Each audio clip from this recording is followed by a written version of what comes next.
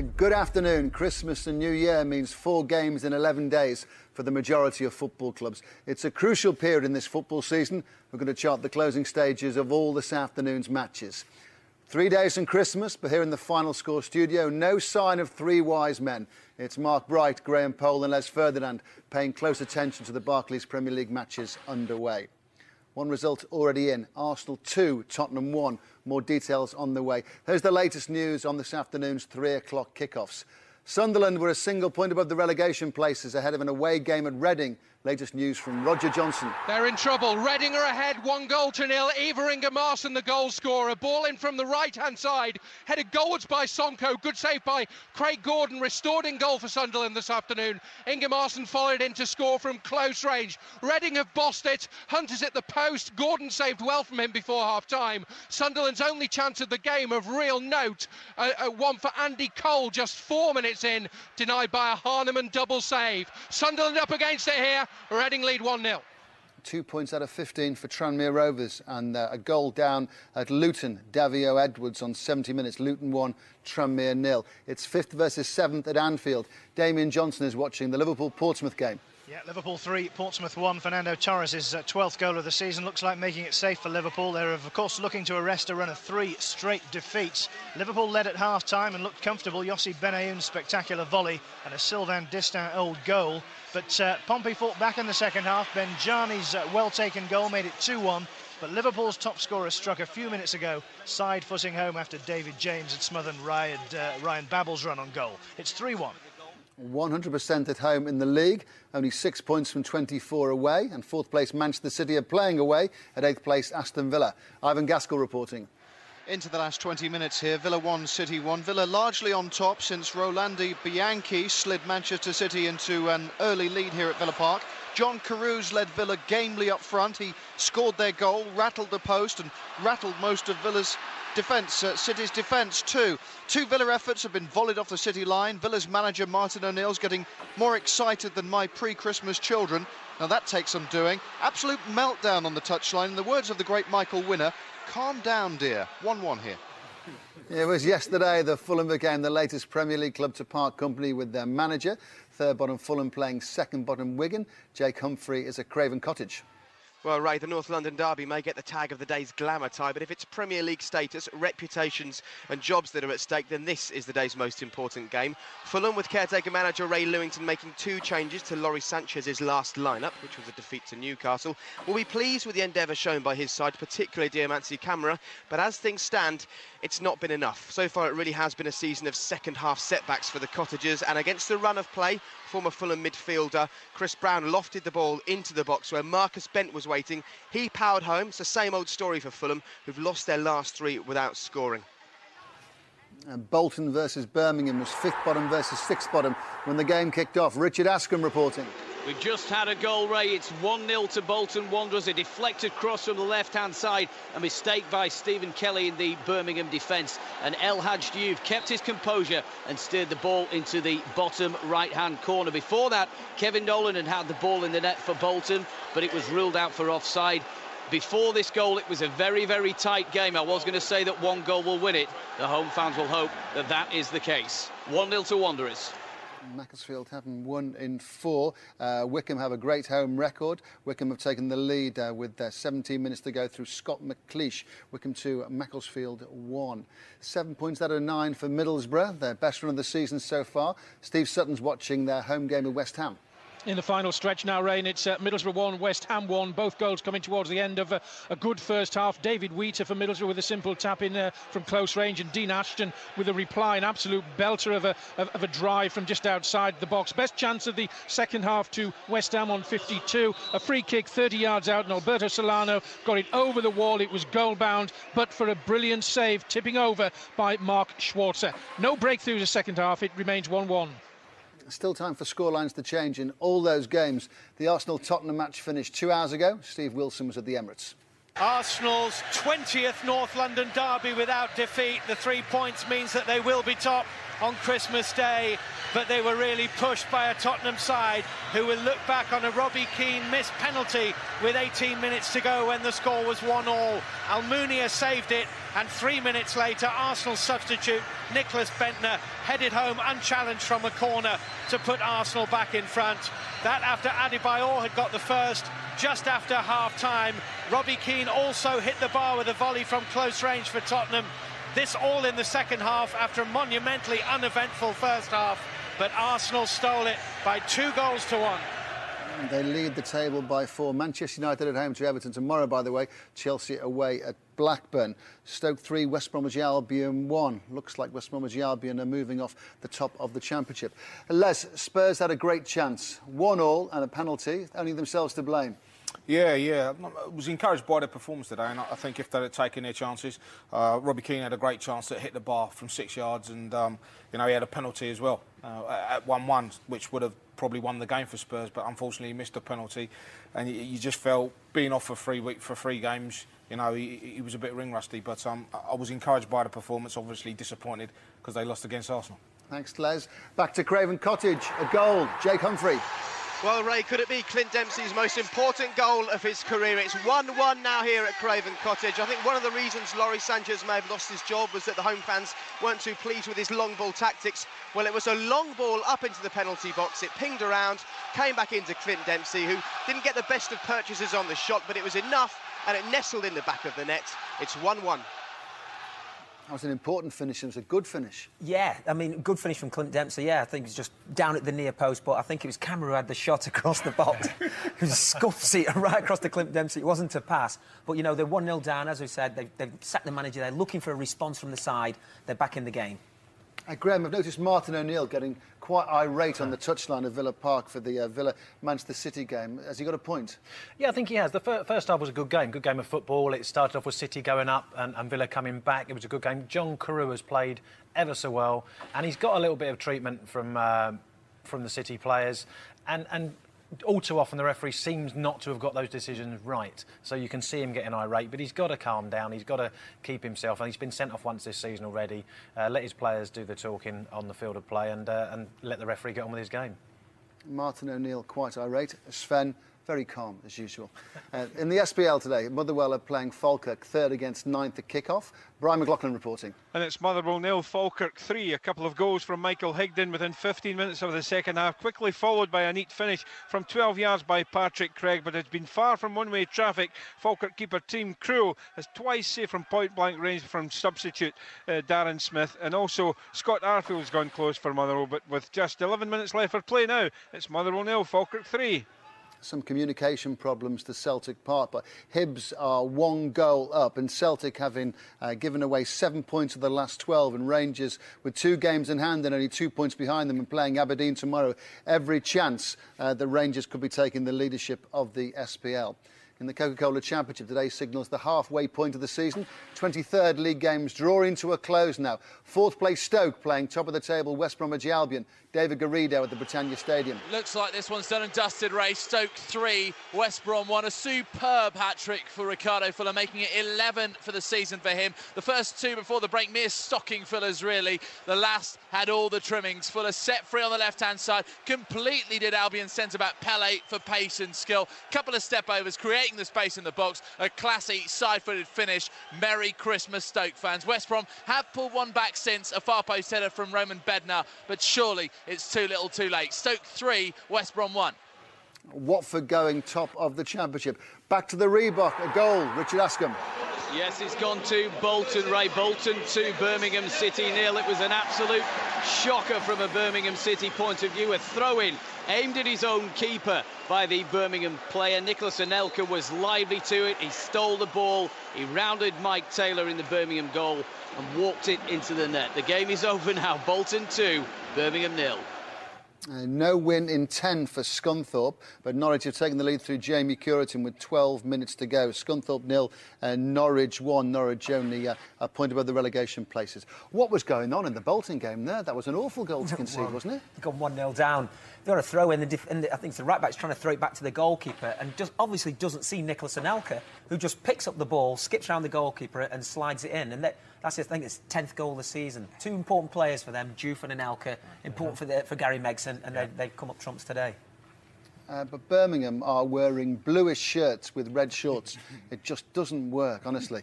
After setting the place early in the season, Watford approached the halfway point of this season in the Championship with 1 win in 7. They're away at Sheffield Wednesday, but they're going back to the top of the table. Alan Biggs. Well, it looks like it, Ray. Can't be sure quite yet. They're clinging here to a 1-0 lead. It's not the prettiest game you've ever seen. That's often true of Watford, I suppose. But they could end up sitting pretty back at the top of the table. It's been a day for comebacks all round. The 3 players recalled by Adi Boothroyd today, combining for Watford's early goal, with Francis and Ellington producing for Joby McAnuff's run through the centre, his first of the season. Great move too for Watford's first in 3 games. Otherwise a very scrappy affair. Marcus Tudgay has wasted chances to equalise for Wednesday as well as being unlucky. So the Owls sinking deeper. Watford could be back on the rise.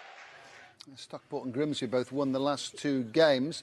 Could be a point apiece because Michael Rose has equalised at Ledgerley Park with 7 minutes to go. St Johnstone taking points this afternoon, beating Livingston by 5 goals to 1. Third against 10th at Ashton Gate in the Championship. Bristol City versus Barnsley. Promoted Bristol City 3 points behind Championship leaders West Bromwich Albion. Hamish Marshall. Well, it's 2-2 here. We've got 10 minutes of normal time now. I would reckon at least 5 minutes of stoppage time to play. Bristol City have twice come from behind to level with Enoch Shawumni on target both times. And for the second week in a row, they're facing 10 men after Jamal Campbell-Rice picked up 2 yellow cards, the second for diving. Barnsley ended a 6-game wait for an away goal, but I think they'll be glad to hang up now for a point apiece. It's 2-2. A penalty in the Reading-Sunderland game. Roger Johnson. For Sunderland, Danny Collins to make it 1-1, an unlikely lifeline. They've been on the back foot all game here against Harneman, right-footed, and scores. It's a good goal. It's an equaliser. It's Michael Chopra who took it, and it's Reading 1, Sunderland 1. Chopra with the penalty. Well, that could be priceless as well. I know it might only be 1 point, but every goal and every point is priceless at this time of the season. Who'd be a ref? One says it was a penalty, one says it wasn't. How do we know? You were just sitting on the fence in the middle. What do you think? I think he's put it in nicely. It's to be honest, I was watching the events at Villa Park, so I haven't seen it. But when I do see it, I'll tell you what I think. Kenwyne Jones, I think Sonko comes across the tackle, slides. Kenwyne Jones seems to jump over him and then stumble and go over it. For me, I don't think there was any contact from Sonko to Kenwyne Jones. Kenwyne Jones plays the ball past Sonko's foot, and because of Sonko's diving in, he has to go over him. But if the defender... Does the defender touch the ball? No. Then it's a penalty. Thank you. Then it's a penalty. I don't think it is, Stubbsy. Right, you're not a referee, leave. It's a penalty. There we are. I'll come off the fence. It's a penalty. At the Valley, 5th place Charlton versus 13th place Hull. Andy May. Charlton 1, Hull 1. Fraser Campbell and Caleb Folan looking sharp together up front for the away side. Both have been denied this half. Campbell fired in a first half lead for Phil Brown's side. Striking goal from just... Sophisticated goal for Charlton after half. Bulgara scrambling yards out. Hull strong going forward, vulnerable at the back though. Isaiah McLeod's on for Charlton this half. They're from 4-5-1 to 4-4-2. Danny Mills sent off though. He's been rather unfestive towards the referee. 1-1. Scunthorpe were 2 points above the relegation places, and Norwich just single point above the bottom 3 when today's game at Glanford Park kicked off. Natalie Jackson reporting. Well, Jonathan Force has just had a shot. He's just hit it past the far post, but it's Scunthorpe United 0, Norwich City 1 here. The goal was scored by second-half substitute Jamie Curitan in a low cross, and Curitan turned it into the back of the net. His 5th of the season. The goal came against the run of play. Scunthorpe's Martin Patterson had just had a goal disallowed for offside by the referee. So Scunthorpe could slip into the relegation zone for the first time this season if they lose here today. Scunthorpe United 0, Norwich 1. Yeah, no win in 10 for Scunthorpe. Still time for scorelines to change. Queen's Park Rangers and Colster is bottom versus third bottom. No one wants to be in the bottom half of the table, or in the bottom 3 in particular, or bottom in particular. And as Tony Lockwood will now explain, a new arrival at Loftus Road might be highly significant for Rangers. Yes, Ray, the Meatel family, 5th richest in the world. £50 billion plus is the new investment here at Loftus Road, and that's buoyed the home side. 2 goals from Akos Bazaki, the first a left foot strike in the top corner, the second after Vine and Blackstock combined, a neat finish, but back came Colchester. Mark Yates finding a way through. Damien Stewart's just been sent off for a reckless challenge on Yates. Rangers down to 10 men, they lead by 2 goals to 1. Rangers out the bottom three as things stand. Back to Anfield, another goal. Damien Johnson. Yeah, Liverpool are home and dry now. 4-1. Fernando Torres with his second of the goal. It was a floated ball from Jamie Carragher to the far post. Gerrard headed it back across the face of goal, and there was Torres to volley it past James. 4-1 Liverpool. Back to the Championship, Crystal Palace unbeaten in 9. They're playing Plymouth, who had that great away win at Watford last Saturday. Dominic Cotton reporting. It's Palace 2, Plymouth 1 here, Ray. Neil Warnock's team are just about on course to extend their unbeaten run into double figures. Clint Hill set them on their way before James Scowcroft added a second late in the first half that they dominated. Jermaine Easter's diving header brought Argyle back into the game as soon as it resumed, though, and predictably that goal has heightened the tension here. The visitors have 5 minutes plus stoppage time to fashion an equaliser. Blackpool's first season in the second tier of English football for just on 30 years is proving to be a struggle. 2 points above the relegation places when today's game with Coventry kicked off. How are they faring, Andrew James? Well, Ray, I think they've got some more in the bag tonight. It's Blackpool 3, Coventry City 0. Blackpool's 4th and best home win in the league this season if it stays this way against a Coventry side who had Kevin Kyle sent off and have never really recovered. Wes Hoolahan's first half penalty didn't seem to be enough for Blackpool, but then further goals from Michael Flynn and Casper Skorks in the second half have proved decisive. Of Coventry have failed to find any worthwhile response for their new chairman, Ray Ransom. It's Blackpool 3, Coventry City 0, 3 minutes to play. Leeds unbeaten at home and going third in the League One table. Jonathan Howson, with 6 minutes to go, has given Leeds the lead at home to Bristol Rovers. Leeds 1, Bristol Rovers 0. Back to the Championship. Next up, Nillian Park, Cardiff. 9 points from the playoffs. Sheffield United 5 from the playoffs. Gareth Williams reporting. Cardiff City 1, Sheffield United 0. Cardiff taking the first start lead when midfielder Peter Whittingham went on a run. His clever pass found Paul Parry in the box. His ankle shot was too good for Paddy Kenny. On 58, Parry outplayed the Sheffield United defence. His pass into the box was well collected by Paddy Kenny, just as well because Hasselbank was ready to tap the ball into the back of the net. Both Whittingham and Parry have had 20-yard efforts go just over the bar. It remains Cardiff City 1, Sheffield United 0. In the Championship, Wolves-Leicester is a 5:15 kick-off. In League One, top two are due to play, but the Carlisle-Swansea match postponed gives Nottingham Forest and Orient a chance to move into the automatic promotion places. James Mason is watching third-place Forest at home to Port Vale. Yes, Ray, and Forest taking full advantage, still leading by 2 goals and look comfortable and on course for the 3 points, which will confirm them as the League One leaders tonight. Well-worked goals from Junior Agogo and Lewis McGuigan separate the two teams. It's Nottingham Forest 2, Port Vale 0. Closing stages of all this afternoon's games. Back to Ivan Gaskell at Villa Park.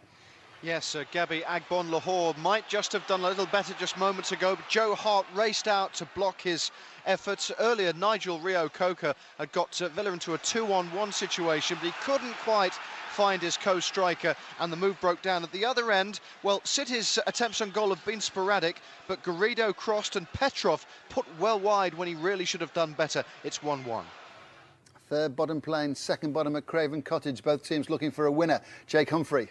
And two teams, Ray, well aware just how important a winner should be, and it's all about the goalkeepers at the moment. Antti Niemi's fantastic last-ditch save, keeping Antonio Valencia's shot out, and then Chris Kirkland showing all the bravery in the world to deny various strikers as they ran in on goal. And Antoine Sibierski, who came on as a substitute, could and probably should have just given Wigan what would have been a winner. As things stand, it's very close, it's very exciting, it's 1-1. Let's go to Teesside. A goal in the Middlesbrough West Ham game. Which way's it gone, Steve Sutton? Yes, it's Middlesbrough 1, West Ham 2, and what a smash and grab raid by the visitors. Scott Parker with the goal. He picked up the ball in the Middlesbrough area. He weaved in and out 2 or 3 Borough players before firing past a helpless Mark Schwarzer, and West Ham have the lead by 2-1. 1 win in the last 4 for West Ham. Their away form has been decent, though, and that was great football. Their away form's been really good. They've started off the second half much better than they did the first half. Scott Parker been out for a long time this season, but he's come in and he's shown just what he's capable of. Great bit of football on. He weaves himself in the box here, gets a great shot and a great finish. Final whistle starting to sound around the country. The games in Scotland come into a conclusion. East 5 have lost. They won the last 8 games away from home, but they've lost at Stenhousemuir this afternoon. Dunfermline have beaten Queen of the South, and Montrose have won away at Dumbarton. Hearts have equalised at home to Inverness, Caledonian Thistle. Final whistles in Scotland, still time for winning goals, and a lot of the matches in England. Will anyone get a win at the Majeski Stadium? Roger Johnson. Well, we're about to move into added time. It's still 1-1, but you wouldn't bet against it. Reading pushing at the moment and have a corner. But Sunderland, arguably, having been on the back foot for most of the game, looked the most likely. Michael Chopra with a stinging drive, which Harneman turned over. Chopra has since hobbled off. And seconds ago, Kenwyn Jones, one-on-one with the Reading goalkeeper, saw it saved by his legs. 3 minutes of added time to play, 1-1. 2 points and 27 away from home, but Sunderland are finishing very strongly. It's been all Sunderland for me. Yeah. You know, I think it took Andy Cole off, Roy Keane, and Kenwyn Jones just a few moments ago. This is the difference really between 3 points and 1. He's clean through and he hits Hanneman's legs. He either has to square it or he just has to calmly slot it. I mean, Sunderland are absolutely going for it. They're throwing everybody forward. Are Watford on their way back to the top of the Championship? Alan Biggs? Still looks like it, Ray. They lead Sheffield Wednesday 1-0 through a great goal early on from Joby McAnuff, but a grinding performance it's been by Watford, stretched by Wednesday at times, but a good professional job as we approach stoppage time here, and Watford heading for an 8th away win this season. Let's get the latest from Craven Cottage. Fulham against Wigan. Match still played. Jake Humphrey. It's still 1-1, Ray, and I think the players have now decided the referee should have blown his whistle. He's actually said there's going to be 4 minutes of added on time, but for the last couple of minutes, they've just decided to knock the ball around in midfield. As I speak to you, though, Wigan in the centre circle with a free kick. No doubt they're going to send it long. If anything happens, I'll tell you all about it. Thanks, Jake. Final whistle in the Cardiff-Sheffield United match. Gareth Williams. And 3 points have gone Cardiff City's way. Man of the match, Paul Parry, scoring the crucial goal on the half-hour. Fantastic angle shot. A couple of great efforts in the second half as well from Peter Whittingham, and Parry was all over the place. Tremendous pace up front. 3 points going to the home side. It finished Cardiff City 1, Sheffield United 0. A late goal in the Reading-Sunderland game. Roger Johnson. Reading have pinched it 2 minutes into added time, but Sunderland don't believe it. It's Stephen Hunt who scored it after good work on the right-hand side by Shane Long. He hit the ball goalwards at the far post. Craig Gordon clawed it out. The linesman on the far side has given it. Did it cross the line? I haven't seen a replay. It's hard to tell. Reading celebrate. Sunderland can't believe it. The goal is given by referee Steve Tanner, and it's Reading 2, Sunderland 1. Well, Sunderland had a case for a disallowed goal late in the game last week that cost them. Should that have counted? I don't think so. Doesn't look it from here. Wow. I don't think so.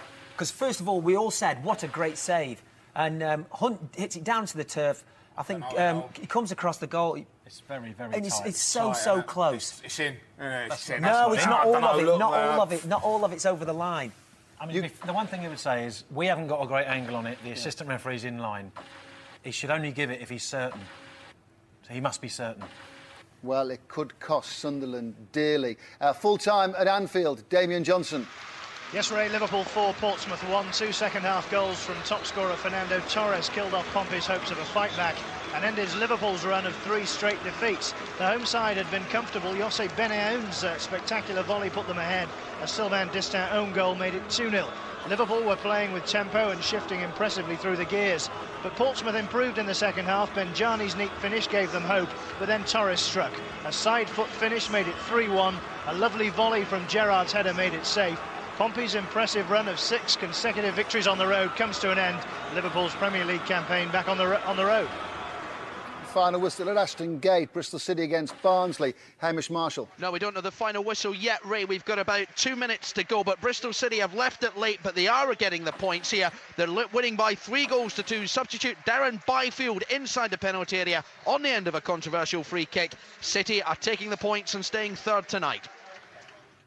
Final whistle at the Majeski Stadium, Reading against Sunderland, and for the second successive week, a dramatic conclusion, and it's gone against Sunderland. Let's hear from Roger Johnson. It's finished Reading 2, Sunderland 1, and in the season of goodwill, Sunderland will feel there's not an awful lot heading in their direction. Shane Long's cross, Stephen Hunt's shot, poured away by Craig Gordon. Hard to tell at an acute angle whether it crossed the line. The replays suggest it probably didn't. Steve Tanner and his assistants gave the goal, and that was crucial. Sunderland had clawed their way back into it through Michael Chopra's penalty after Inge Marsson's close-range shot had given Reading a second-half lead. The home side were the better team on the afternoon, but Sunderland will feel sick. It's not a Merry Christmas for Roy Keane. It's finished Reading 2, Sunderland 1. Gretna have got their first away win in the SPL. They've beaten Dundee United by 2-1. Luton have beaten Tranmere Rovers by 1-0. 2 points in the last 18 for Tranmere Rovers now. A goal in the Bolton-Birmingham game, Richard Askham. Yes, Ray, it's a third goal for Bolton. We've just had the final whistle here as well, Ray. Nicholas Anelka putting the seal on a consummate victory for Bolton. Kevin Dolan finding him in the middle of the area, and he finished with ease. That follows a couple of howlers from the Birmingham City team. The first from Stephen Kelly, who let in El Hadj Diouf to score. The second, Johan Djuru, who threw the ball straight to Anelka, who scored his first. It finishes Bolton Wanderers 3, Birmingham City 0. Final whistle has gone at Craven Cottage. Fulham parting company with Laurie Sanchez yesterday. Ray Lewington in charge, playing Wigan, third bottom against second bottom. Jake Humphrey reporting. Well, if you'd seen the first half here, you might have wondered who Fulham had drawn in the Champions League. Their play was that scintillating at times, but score they couldn't, and come the second half, it was a case of different boss, same old story, as Marcus Bent's poacher's effort from Michael Brown's assist gave the Latics a precious lead. Cue the Fulham fight that eventually led to Diamanti Camara's worst shot of the game, straight to Clint Dempsey, who found the corner of the net. And an interesting aside for you, Mohamed Al Fayed is already picking up tips on how to go about finding a new manager. He's sat in the director's box with a certain Brian Barwick. It's finished 1-1 at Craven Cottage. Thanks, Jake. Late winner in the game at the Riverside. Middlesbrough playing West Ham. Steve Sutton. Yes, Ray, finished Middlesbrough 1, West Ham 2, and Middlesbrough's players and fans can't quite believe what's happened to them this afternoon. They dominated the first half, but didn't get a reward for it until the 40th minute, when David Wheater tapped home a close-range shot after a good free kick had set Adam Johnson clear on the far left. Then, just a few minutes later, Dean Ashton, with an absolute thunderbolt of a drive from just outside the box, found the bottom corner of Middlesbrough net, and it was all even. A goal didn't look as if it was coming in the second half until the final minute of ordinary time, when Scott Parker found himself on the edge of the Middlesbrough box. He weaved in and out of two Middlesbrough defenders before firing past a helpless Mark Schwarzer. Middlesbrough 1, West Ham 2. West Ham move into the top half of the table. Final whistle at Villa Park. Ivan Gaskell. Villa 1, City 1. Villa frustrated again. Martin O'Neill at boiling point, in need of a calming Christmas drink. City off to a real flyer. Petrov's measured cross, Bianchi's sliding finish. John Carew, though, was a thorn in City's side all afternoon and scored the equaliser. Villa couldn't quite finish it off. That away win still eludes City. Villa 1, Manchester City 1. Let's hear about a late winner at St Mary's from Andy Barwell. Yes, Preston snatched it late on in this game. Substitute Lewis Neal with the finish. Another substitute, Patrick Adjuman, did all the hard work. Southampton had poured players forward. Gaps opened up. Preston took advantage. A big win for Alan Irvin's side. It's finished Southampton 0, Preston 1. Yeah, that's a huge victory for Preston. It's going to take them out of the relegation places. Stoke against West Bromwich Albion. Fourth against first at kick-off. Not the way it is now, though. David Garrido. Certainly isn't. Stoke 3, West Brom 1, courtesy of Ricardo Fuller's classy hat-trick. He came off to a standing ovation. The Jamaican saved the best for last. West Brom centre-back Pele just couldn't cope with his pace or the step-overs. The finish, like his other two goals, clinical. Albion largely frustrated. Their consolation coming from a Roman Bednar far-post header. But Stoke are now unbeaten in 7.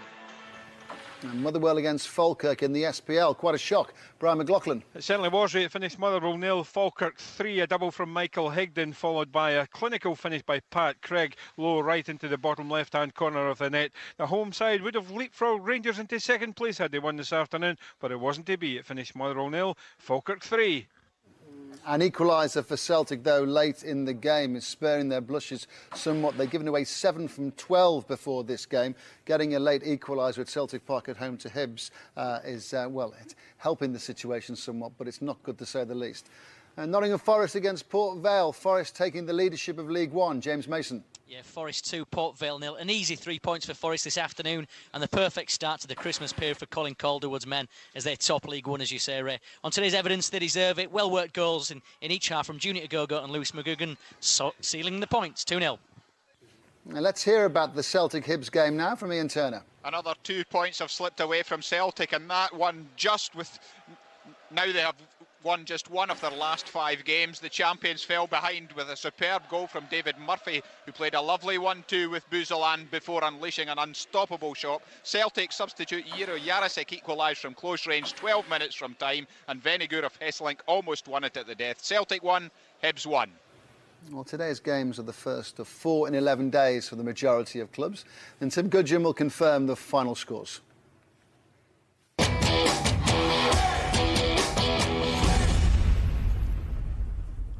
Opening with the Barclays Premier League, Arsenal 2, Tottenham Hotspur 1. Aston Villa 1, Manchester City 1. Bolton Wanderers 3, Birmingham City 0. Fulham 1, Wigan Athletic 1. Liverpool 4, Portsmouth 1. Middlesbrough 1, West Ham United 2. Reading 2, Sunderland 1. In the Coca-Cola Championship, Blackpool 4, Coventry City 0. Bristol City 3, Barnsley 2. Cardiff City 1, Sheffield United 0. Charlton Athletic 1, Hull City 1. Crystal Palace 2, Plymouth Argyle 1. Ipswich Town 0, Burnley 0. Queen's Park Rangers 2, Colchester United 1. Scunthorpe United 0, Norwich City 1. Sheffield Wednesday 0, Watford 1. Southampton 0, Preston North End 1. Stoke City 3, West Bromwich Albion 1. Wolverhampton Wanderers and Leicester City have an evening kick-off. In the Coca-Cola League 1, Carlisle United's match with Swansea City was postponed. Cheltenham Town 0, Huddersfield Town 2. Crewe Alexandra 0, Doncaster Rovers 4. Leeds United 1, Bristol Rovers 0. Leyton Orient 0, Yeovil Town 0. Luton Town 1, Tranmere Rovers 0. Nottingham Forest 2, Port Vale 0. Southend United 0, Oldham Athletic 1. Swindon Town 2, Hartlepool United 1. Walsall 3, Millwall 0. In League 2, Accrington Stanley 1, Shrewsbury Town 2. Chester City 2, Bury 1. Chesterfield 2, Mansfield Town 0. Dagenham and Redbridge 1, Notts County 1. Hereford United 0, Morecambe 3 is the latest score. Lincoln City 0, Darlington 4. Peterborough United 2, Bradford City 1. Rochdale's match with Barnet was postponed. Rotherham United 3, Wrexham 0. Stockport County 1, Grimsby Town 1. Wycombe Wanderers 2, Macclesfield Town 1. Clydesdale Bank Scottish Premier League, Celtic 1, Hibernian 1. Dundee United 1, Gretna 2. Hearts 2, Inverness Caledonian Thistle 3. Motherwell 0, Falkirk 3. St Mirren 0, Kilmarnock 0. Ernbrew Scottish Division 1, Clyde's match with Stirling Albion postponed. Dunfermline Athletic 2, Queen of the South 0. Partick Thistle 1, Morton 1. St Johnstone 5, Livingston 2. Scottish Div 2, Alloa Athletic and Berwick Rangers match abandoned. Brechin City and Rossiter County's match postponed. Wraith Rovers 2 and Peterhead 2 is a latest score. In Div 3, Arborough's match with East Stirling postponed. Dumbarton 1, Montrose 3. Forfar Athletics match with Albion Rovers postponed. Stenhousemuir 2, East Fife 1. In the Welsh Premier, Airbus UK 0, Casus 2. Carnarvon 2, Portmarnock 4. Carmarthen 2, Llangefni Town 2. Haverfordwest 0, Bangor City 1. Llanelli 2, Rhyl 1. Neath 4, Connors Quay 0. Newtown 0, for Talbot 0. The New Saints FC 1, Aberystwyth 0. Late kick-offs in Coca-Cola League 2. Morecambe have beaten Hereford by 3-0. Still playing in the match between Wraith Rovers and Peterhead in Scotland. That is 2-2. Mark Bright, Graham Poll and Les Ferdinand have watched this afternoon's Premier League games in England. We'll hear their opinions on today's performances after we've looked at the updated league tables. And in the Barclays Premier League, Arsenal have stretched their lead to 4 points after their lunchtime win over Tottenham. Manchester United can reduce the gap when they play Everton tomorrow, but Arsenal are guaranteed to be top at Christmas. Chelsea, 9 points off the lead, are away at Blackburn tomorrow. Manchester City stay fourth after a 1-1 draw at Aston Villa. City now winless in 8 away matches, though. Liverpool's 4-1 win over Portsmouth keeps them in 5th, with a game in hand over the rest. Everton play at Old Trafford tomorrow. Bottom of the table, Derby are at Newcastle tomorrow. Second bottom, Wigan were held to a 1-1 draw at Fulham, who move out of the bottom 3. That's because Sunderland were beaten 2-1 at Reading by Stephen Hunt's injury-time goal. Sunderland have now won 1 of the last 12 league games. Birmingham are a point above the drop zone after being beaten at Bolton, who climbed to 14th. In the Coca-Cola Championship, Watford returned to the top of the table after their 1-0 win away at Sheffield Wednesday. Previous leaders West Bromwich Albion slipped to second with a 3-1 defeat at Stoke, who are now just 3 points off top spot themselves. Ipswich dropped points to home for only the second time this season, a 0-0 draw with Burnley, but they remain in the playoff positions. Crystal Palace now feature on the first page of the table for the first time in 20 matches. That's after their 2-1 win over Plymouth. That's now 10 matches unbeaten for Neil Warnock's side.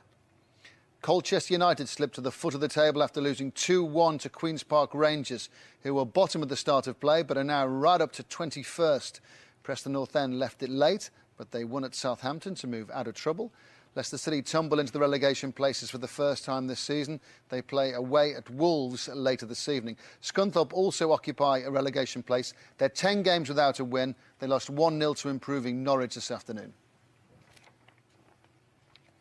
In Coca-Cola League One, Nottingham Forest, the new leaders. They've gone top for the first time this season after a 2-0 win over Port Vale. Forest took full advantage of the match between Swansea and Carlisle being postponed due to a frozen pitch. Leeds climbed to third after beating Bristol Rovers 1-0, an amazing achievement given their 15-point deduction for going into financial administration. Orient dropped to fifth after being held 0-0 at home by Yeovil. And Walsall climb into the playoff places after a convincing 3-0 win over struggling Millwall. Richard Money's side unbeaten in 9 games now. Bournemouth have slipped to the bottom after losing 4-1 at Northampton last night. Port Vale fall a place to 23rd following their defeat at leaders Nottingham Forest. Good day for Luton, who beat Tranmere Rovers 1-0 to move off the bottom, and that's despite their 10-point penalty for going into administration. This is the situation in League Two. Milton Keynes Dons drew 1-1 at home to Brentford last night, but remained 5 points clear at the top. Peterborough beat Bradford City 2-1 to move up to second place. Darlington up to third, cruising to a 4-0 win over Lincoln City, their 5th successive win. Hereford suffer a surprise 3-0 home defeat to Morecambe and fall to 4th. Mansfield will spend Christmas propping up the Football League after a 2-0 defeat at local rivals Chesterfield. Wrexham lose for the 3rd match in a row at Rotherham but remain in the drop zone. Dagenham and Redbridge drew 1-1 at Notts County. They're the only side in the bottom 4 to gain a point. And in the Clydesdale Bank Scottish Premier League, Celtic's poor run continued. They were held at home by Hibs. They've stretched their lead to 3 points over Rangers, but Walter Smith's side have 3 games in hand now, starting with the trip to Aberdeen tomorrow. Motherwell surprisingly beaten 3-0 at home by Falkirk. And a day of surprises, 4th place Dundee United losing at home to bottom side Gretna. That's only Gretna's 2nd win of the season. Managers and players are emerging from their dressing rooms. Post-match reaction is on the way in the light of the top football stories of the day. Nicholas Bentner ensures Arsenal spend Christmas at the top of the tree as Spurs pay the penalty for a missed penalty. Torres scores twice as Liverpool end Pompey's run of 6 away wins in style. Honours even at Villa Park as a goal from Carew cancels out Bianchi's effort. Stephen Hunt's late strike provides more injury time woe for Sunderland. There's Dempsey delight as he rescues a point for Fulham against fellow strugglers Wigan. Nicholas Anelka and El Hadj Diouf both were on target for Bolton as they beat the Blues of Birmingham. Scott Parker's late strike is a hammer blow for Middlesbrough this afternoon. And it's a 10:30 start for tonight's match of the day. As ever, all the goals, all the saves and all the major incidents from those games will be included in the programme. That's 10:30 match of the day. Let's go back now to lunchtime and post-match reaction on the lunchtime game between Arsenal and Tottenham. Arsene, that's obviously a very, very important victory for your fans and for the team. Exactly, but a very difficult one. We were not at our best today, especially in the first half. In the second half, we increased the tempo of the game, and with 1-0 up, I felt that we let them get back into the game because we wanted to calm the game too much down. And at 1-1, turning point came because they missed the penalty that could have given them the 3 points. And from then on, we found a second goal that made the difference and gives us 3 difficult points, but 3 extremely important ones. In the first 20 minutes, I think Arsenal played better. After we controlled the game, towards the end of the first half, we started in the second half trying to do exactly the same, but we conceded early doors. It took us maybe 5 or 10 minutes to come back in the game, but after when we come back, we thought that we looked at the better team at that time. We have the goal, a couple of chances, the penalty, and then we throw the game away practically. We have to be very happy because it's a very important victory, and the way that we get it was unbelievable as well for me. What was important for us today is the 3 points against the Tottenham side, who has improved tremendously since in the recent weeks, and it was a very difficult game for us. Arsenal top by 4. Do you feel as though the Gunners showed some resilience today? Oh, absolutely. I mean, this is a game they could have lost 3-1. I think we saw in midweek the understudy team showing great resilience in Blackburn in the Cup, and today was exactly the same. They 1-1, they could have gone down to Robbie Keane at the bar, should have scored. Robbie Keane had a penalty, should have scored, didn't. They came back, Bentner scored, punished Spurs, as usual. Hey, Les, what's your opinion of Liverpool's performance today? Resilience? I was lucky today. Yeah, but you've got to hold out. I was lucky today, all right? Well, you've got to hold out. Feel free to answer the man if you feel like you should do. You were quite impressed with Tottenham. I was very impressed with the way Tottenham went about the game. I mean, you know, Robbie will be sitting there. It was a bad miss from 6 yards that hit the bar, and he missed a penalty. So, you know, if he takes them chances, Tottenham win the game 3-1. And what did you feel about Liverpool's performance? Liverpool, I think, you know, it was important that they came out with a performance today. After losing to Manchester United, everyone wanted to see how they would react. They were under a bit of pressure. The gap's now appearing, and it was important they closed that gap, and they played very well today. Graham, we've had an incredible debate this afternoon about penalties. Were they, weren't they? And, of course, everyone has their opinion. But what about goal line technology? Do you feel as though Sunderland suffered there from the decision? Was the winner over the line for Reading? What's not satisfactory is we don't know. There's so much money in football, we should really accelerate the development of this goal line technology. All the referees want goal line technology. Sitting here, we don't know. We haven't had the best angle. For me, the assistant had to be sure to give it. He did give it. I'd back him. I'd say it was a good goal. It was very difficult for us here to sort of gauge whether it's right, but for the second week running, Sunderland have suffered from a late decision, which is debatable to say the least. Yeah, I think last week was Birmingham, wasn't it? And on this one here, we thought, great save. I still think it's a great save, because I don't think the ball is over the line. We've been talking about it now. Maybe tonight they can sort it out. We can't tell, can we? No, that's from the angle. That's what's unsatisfactory about it at the moment. We don't know. Let's hear what Roy Keane thinks about this. Here's the Sunderland boss. Roy, presumably you'll go home bitterly disappointed that you haven't got at least a point. Yeah, well we should have. Again, it was taken out of our hands again today. Yeah, bitterly disappointed again is a nice way of putting it. Do you have any complaints about the goal that was given at the end, which gave Reading their victory, the ball over the line or not? Well, of course I have. But I think it's important today that, you know, as a football club and as a manager, we try, and it's very difficult, try and rise above that. I think the decisions the last couple of games have cost us dearly and might do at the end of the season. I think it's important that, as I said, we rise above it, and hopefully I think as a football club we're bigger than that. Yeah. And the penalty decision obviously went in your favour. What was your thought about that? Well, it was a penalty. It was a clear penalty. So obviously the officials got one right decision today. Reading will feel that in the end the result was right anyway, that they were the better side. But were you pleased, particularly with the way your side tried to get back into the game? Well, there's no doubt. You know, we we gave away two bad goals. Well, certainly the first one. Obviously, there's debate over the second one, and we felt we'd done enough to get a point. Obviously, Kenman has a great chance to win the game. Really, he should square it for Stokes. He's 3 yards out, and you win the game. And it would have been nice. Not that we'd played particularly well, and that's what we need to do as a team more often, as see out games. And unfortunately, we didn't do that in the last few minutes, into injury time. And we need to be a bit more streetwise. But Sunderland in the relegation places on goal difference. Let's go back to Villa Park. Jonathan Pearce commentated on the Aston Villa-Manchester City game for Match of the Day.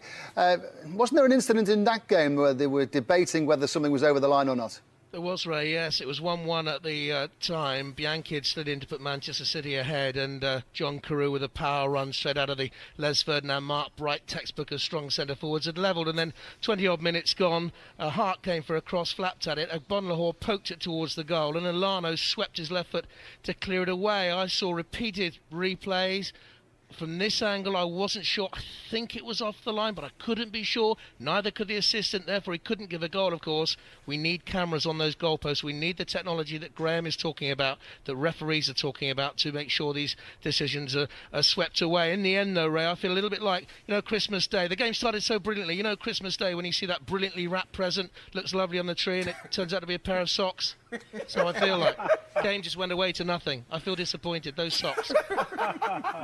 I think football fans get quite surprised when they think that men can work on the moon and all the money that's around. We haven't got this technology. No, it's daft. And, the way that the Villa players appealed, instantly they thought yes, and then no, they weren't too sure. The Manchester City defenders simply got on with it. But we need, because of the money involved, as Roy Keane was saying, jobs can be lost because of these decisions. You have to feel sorry for the assistants. I think they have to peer along the line, peer through wooden posts, and judge these things in a split second. And so much is riding on this: fortunes, reputations, and it is about time in 2000, as we enter 2008. That, as you say, we have the moon, we have the space shots, we have all this technology, and yet we cannot put a camera under the goalpost. And people will say, well, it will take too long. Hang on a minute, I'm a big racing, I love horse racing. How long does it take at a horse race for a line decision to be called? Seconds. There's a photograph there within seconds, and that's what we need. We do all take it quite seriously, don't we? Let's go back to Anfield to hear from Rafa Benitez. How important was that win for Liverpool today? I think that was important to win, and also to win playing well. No, I think that was a great performance for us.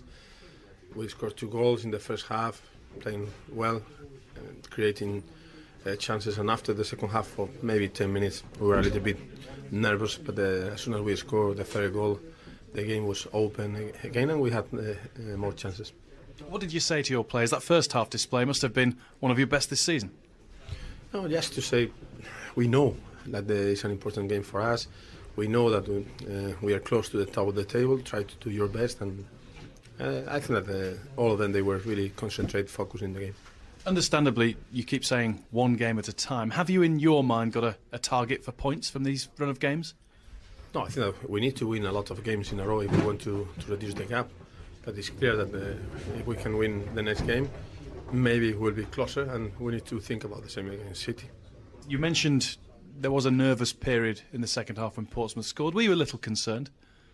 Yeah, they were playing with a target man, Canu, and he was keeping the ball. So we needed to adjust 2 or 3 things. And at the end of the day, also we knew that could be a counter-attack because they were playing with the 4 defenders really high. So was the situation, try to do the right things and score the third goal. Rafa Benitez is still talking about the Premier League title as the premier target. Do you think that's realistic?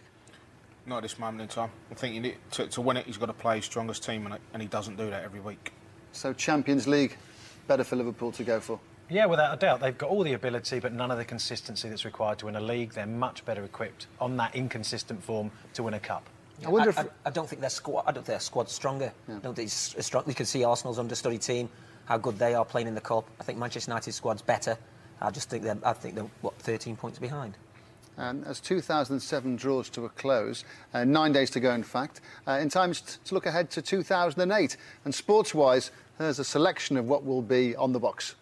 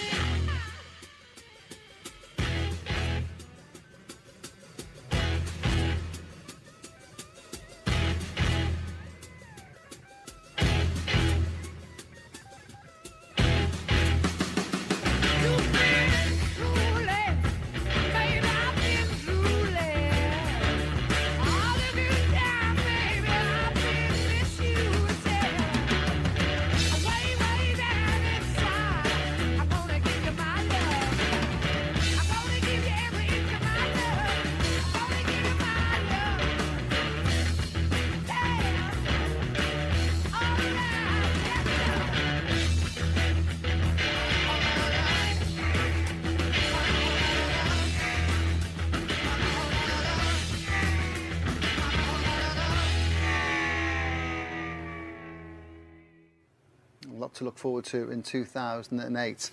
Craven Cottage today, Fulham 1, Wigan 1.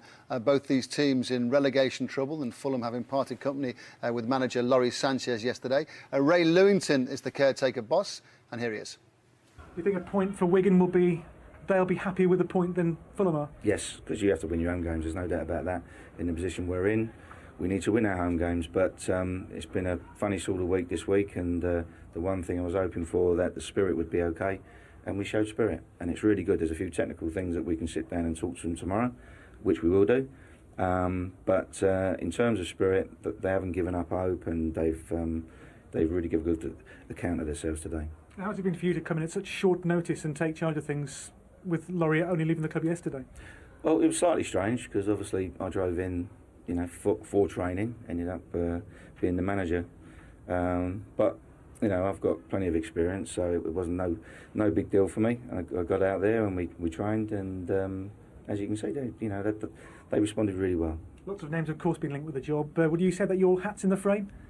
Well, the club have put my hat in the frame. They said that if I do well, that they will consider me. But I'm realistic enough to know that they will go outside. They have got a list already, I think.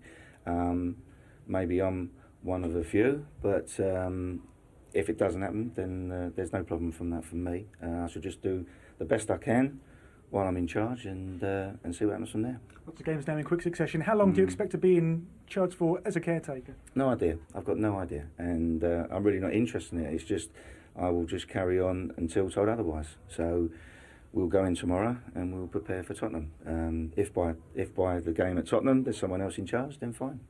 I think you've got 2 away games back to back now. That away form needs to be looked at and sorted out, doesn't it? Well, the home form this year's not too clever either, but yeah, obviously, I mean, there's not been many wins away from home, which is an understatement, really. Something we have to address, we've got to put right, otherwise we face the consequences. So everyone's aware of it, and we will try and put it right. Right, thank you. Cheers. Thanks for your time. Appreciate it. Thanks very much.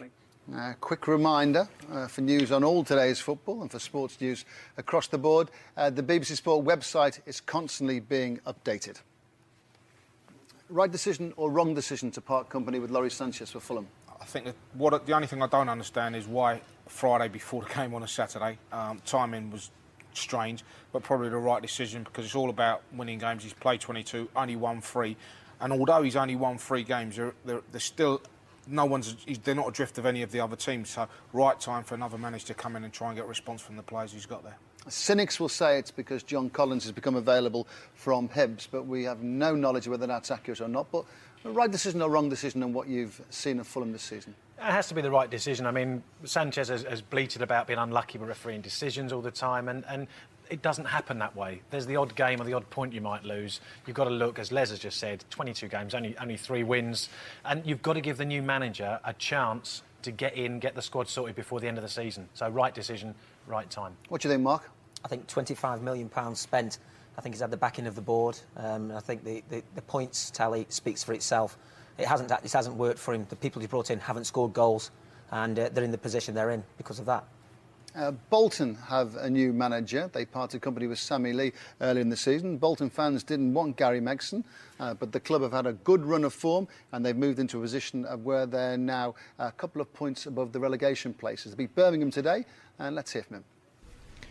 Gary, considering the importance of the game, the side you were playing against, it's a very good day's work for you, isn't it? Yeah, it's a good day's work. There was some very good things, some things that weren't so good, but the ultimate thing was winning the game, which we've done.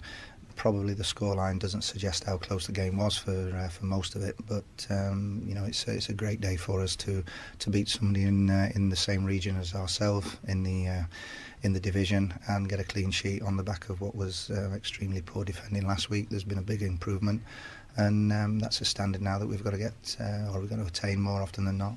That must be a massive delight for a manager like yourself when you ask for better defending and you get it.